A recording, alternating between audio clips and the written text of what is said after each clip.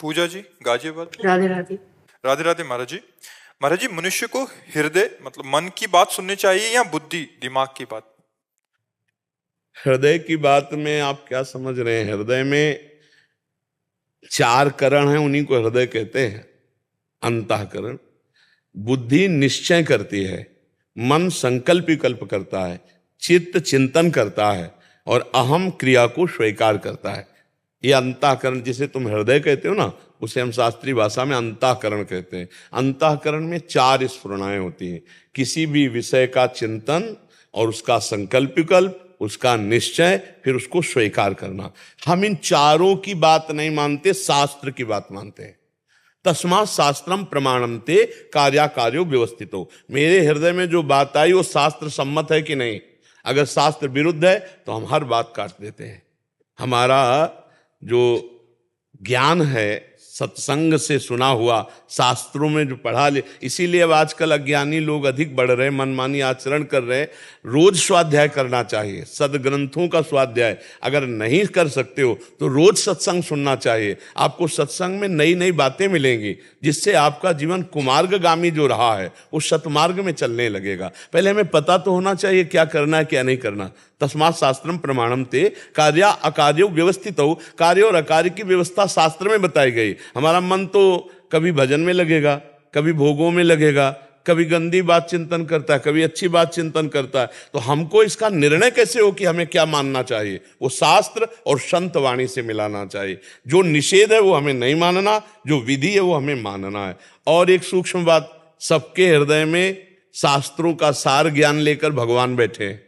जब आप गलत करने चलोगे तो बड़ी धीमी आवाज में भगवान की आज्ञा होती, ये गलत है, आपको नहीं करना। बुलाता है ना सबके हृदय में। जब आप कुछ गलत करना चाहोगे तो अव्यक्त रूप से हमारे जो परम मित्र हितैषी भगवान है वो हमको सूचना देते हैं, ये गलत मार्ग है। पर हम उनकी अवहेलना कर देते हैं और मन की बात मान करके चल देते हैं। तो हमें चाहिए कोई भी स्फुरणा हो वो तब तक हम न करें जब तक ठीक निर्णय ना हो जाए कि ये क्रिया सही है कि गलत है। अगर वो गलत है तो लाख बार मन हमको कहे हमें नहीं करना चाहिए। हमारे हृदय में ये 4 वृत्तियां हैं।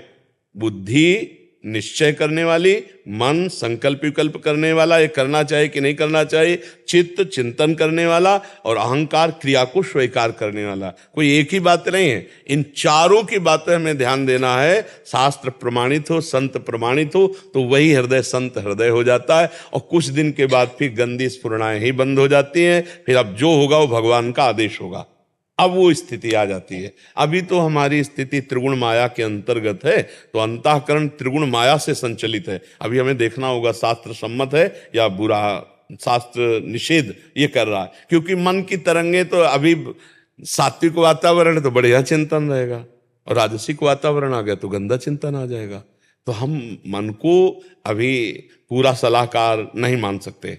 अभी हम शास्त्र प्रमाणित सलाह को मानेंगे और अथवा फिर नहीं मानेंगे। प्रायः लोग मन की ही बात मान करके, जितनी जेलें भरी वो मन की बात मान करके हुई है। जितने भी रोग दुख आ रहे हैं ये सब मन की बात मानने के कारण है। हमारे द्वारा पापाचरण हुआ, उसका हमें दंड मिल रहा है, चाहे जेल में मिले, चाहे शरीर में रोग के रूप में मिले या बाहर विपत्ति के रूप में मिले। तो हमें चाहिए बहुत होश में हो और हम ये सत्संग सुने, शास्त्र स्वाध्याय करें, जिससे हमें पता चले हमें क्या करना चाहिए क्या नहीं करना चाहिए। और नाम जरूर जप करते रहें। अगर नाम जप नहीं तो सब बेकार हो गया। बहुत सत्कर्म आपने किए, नाम जप नहीं किए तो स्वर्ग आदि लोकों को जाओगे, भोग कर फिर मृत्यु लोक में आ जाओगे, काम तो नहीं बना। और 10 बार भी राम राम कृष्ण कृष्ण हरि हरि राधा राधा बोल लिया तो यमराज के रजिस्टर में 10 बार नाम भारी पड़ जाएगा।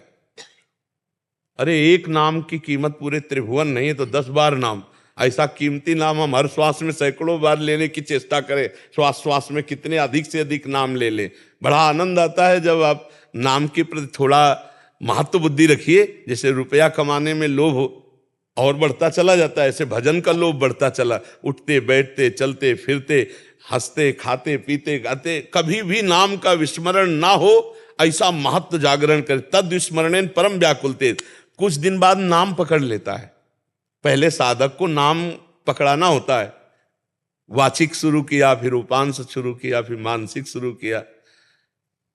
जब नाम श्वास 2 बिलक चलत हैं तो इनको भेद न मोको भावे। श्वासा ही नाम, नाम ही श्वासा, नाम श्वास को भेद मिटावे, रोम रोम जब रग रग बोले, तब कुछ स्वाद नाम को पावे।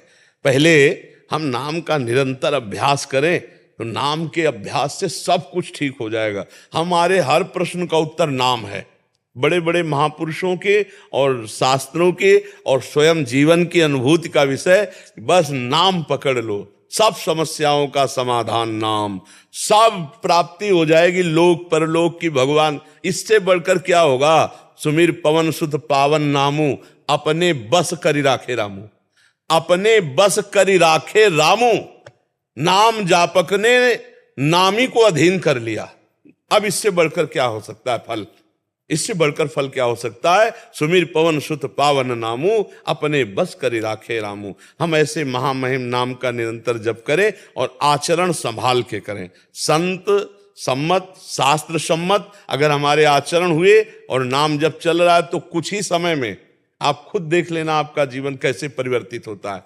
आज जो हमारी समाज काम क्रोध लोभ मोह मद के ज्यादा चक्कर में फंसकर गर्त में जा रही, उसका कारण है सत्संग ना सुनना, शास्त्र स्वाध्याय ना करना और नाम जप ना करना।